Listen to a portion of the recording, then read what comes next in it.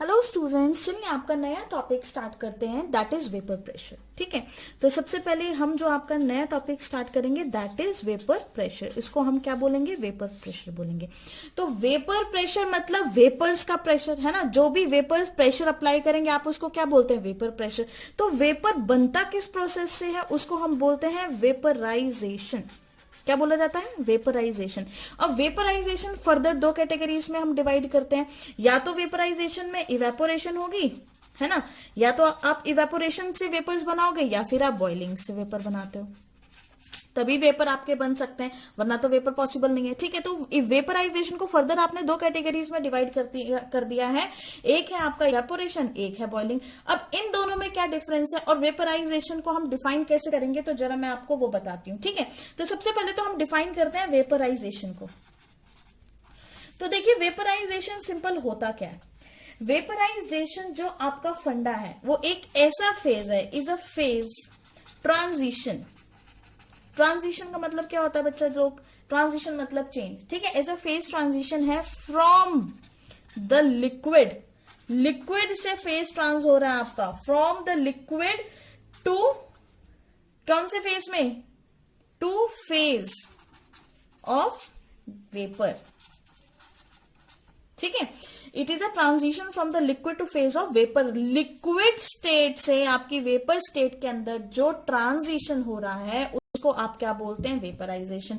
अब वेपराइजेशन के दो फिनोमेना मैंने बता दिया आपका, टू टाइप्स का होगा वेपराइजेशन, दो टाइप में डिवाइड किया है। एक मैंने बोल दिया है आपका होता है इवेपोरेशन, सिंपल इवेपोरेशन। ठीक है, सेकेंड हमने बात करी है, सेकेंड जो है आपका दैट इज बॉइलिंग। सिंपल जो सेकेंड है वो क्या होगा? आपका बॉइलिंग होगा। ठीक है, तो मान लीजिए कि आपके पास एक कंटेनर है, इसके अंदर ये लिक्विड प्रेजेंट है। ठीक है, इस तरह से यहां पर हमारे पास क्या प्रेजेंट है? लिक्विड प्रेजेंट है। अब ये जो ऊपर वाले मॉलिक्यूल्स, कुछ तो सरफेस में मॉलिक्यूल्स है जिनको हम बोलते हैं सरफेस मॉलिक्यूल्स, सरफेस मॉलिक्यूल्स। ठीक है, और जो कुछ मॉलिक्यूल्स बल्क में प्रेजेंट है बेटा उनको बोला जाता है बल्क मॉलिक्यूल्स, इनको हम बल्क मॉलिक्यूल्स बोलते हैं। ठीक है, तो अब देखिए जितने भी, और ऊपर से अगर मैंने इस कंटेनर को अगर मैंने क्लोज कर दिया, this is a close container. ठीक है, आप ये भी ध्यान रखेंगे, आपने कंटेनर को क्लोज किया तो अब होगा क्या? जैसे ही मैं यहां पर टेम्परेचर को इंक्रीज करती हूं, टेम्परेचर मैंने बढ़ा दिया, तो ये जो सरफेस के मॉलिक्यूल्स हैं ये क्या करेंगे? काइनेटिक एनर्जी को गेन करेंगे। ठीक है, these molecule gains kinetic energy. ये मॉलिक्यूल्स आपकी काइनेटिक एनर्जी गेन करेंगे क्योंकि उनको टेम्परेचर मिला नीचे से मतलब हमने उसको बाहर से एक्सटर्नल हीट प्रोवाइड की उसको टेम्परेचर देने के लिए। तो जैसे ये मॉलिक्यूल्स को काइनेटिक एनर्जी मिल गई, इनकी एनर्जी बढ़ गई, ये मॉलिक्यूल्स जो सरफेस के मॉलिक्यूल्स हैं बेटा क्या करते हैं? आपके जो इंटरमॉलिक्यूलर जो फोर्सेज होती हैं बल्क मॉलिक्यूल्स के साथ, उनको तोड़ के एस्केप हो जाते हैं वेपर फेज के अंदर। ठीक है, यहां से उठ के कहां चले जाएंगे? आपके वेपर फेज के अंदर। और एक ऐसा टाइम आएगा जब इस वेपर फेज में बहुत सारे मॉलिक्यूल्स आ जाएंगे। इस टाइम पर इवेपोरेशन, ये जो मॉलिक्यूल्स आपके सरफेस से उठकर वेपर फेज में गए हैं, ये किसकी वजह से गए हैं? Due to evaporation. ठीक है, यहां पर वेपराइजेशन का कौन सा फंडा लगा है आपका? इवेपोरेशन। क्यों? क्योंकि इवेपोरेशन सिंपल होता क्या है? पहले तो हम इवेपोरेशन देखते हैं, इवेपोरेशन होता क्या है, हमने कैसे बोल दिया यहाँ पे इवेपोरेशन हुई है। इवेपोरेशन को अगर हम डिफाइन करना चाहें तो हम सिंपल बोल सकते हैं कन्वर्जन।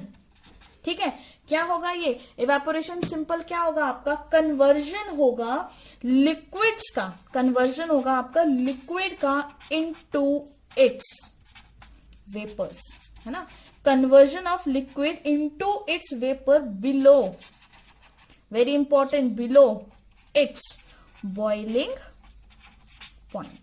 अपने बॉइलिंग पॉइंट अचीव करने से पहले ही वो मॉलिक्यूल अगर आपका वेपर में बदल रहा है तो आप उसको क्या बोलेंगे? हम उसको इवेपोरेशन बोलेंगे। इसीलिए ये मॉलिक्यूल्स को बॉयल तो आपने किया ही नहीं है, इनको बॉइलिंग पॉइंट पे आपने अटेन करवाया ही नहीं है, आपने जस्ट टेम्परेचर दिया, काइनेटिक एनर्जी इन मॉलिक्यूल्स की बढ़ गई। काइनेटिक एनर्जी इन मॉलिक्यूल्स की बढ़ने की वजह से जो मॉलिक्यूल्स बल्क में प्रेजेंट थे उनके साथ inter molecular forces of attraction खत्म करके ये कहां चले गए? आप अपने वेपर फेज के अंदर चले गए। और इस वेपर फेज में हमने क्या बोला, क्यों ये वेपर फेज में आए, किस वेपराइजेशन प्रोसेस से, कौन सा प्रोसेस लगा, इवेपोरेशन, क्योंकि यहां पर कोई बॉइलिंग पॉइंट का कोई यूज भी नहीं किया गया है। ठीक है, अब देखिए जैसे ही एक टाइम आएगा यहां पे इतने सारे वेपर्स बन जाएंगे, तो जो वेपराइजेशन के साथ साथ एक सेकंड फंडा होना स्टार्ट हो जाएगा, जिसको हम बोलते हैं कंडेंसेशन। उसको हम क्या बोलते हैं, कंडेंसेशन। ठीक है, और कंडेंसेशन में क्या होता है, कंडेंसेशन में मॉलिक्यूल्स वेपर से किस में आ जाते हैं, लिक्विड स्टेट में आ जाते हैं। रिवर्स होता है ना इवेपोरेशन का कंडेंसेशन। ठीक है, तो इवेपोरेशन एंड कंडेंसेशन साइमल्टेनियसली दोनों इस प्रोसेस के अंदर हो रहे हैं, और एक टाइम के बाद ये जो प्रोसेस है आपका इक्विलिब्रियम अटेन करेगा। ठीक है, अटेन्स इक्विलिब्रियम, और जब ऐसी कंडीशन आ जाएगी कि आपका ये इक्विलिब्रियम अटेन करेगा, तो जो रेट है, रेट ऑफ इवेपोरेशन, तो जो रेट है इवेपोरेशन का वो किसके इक्वल हो जाएगा, रेट ऑफ कंडेंसेशन।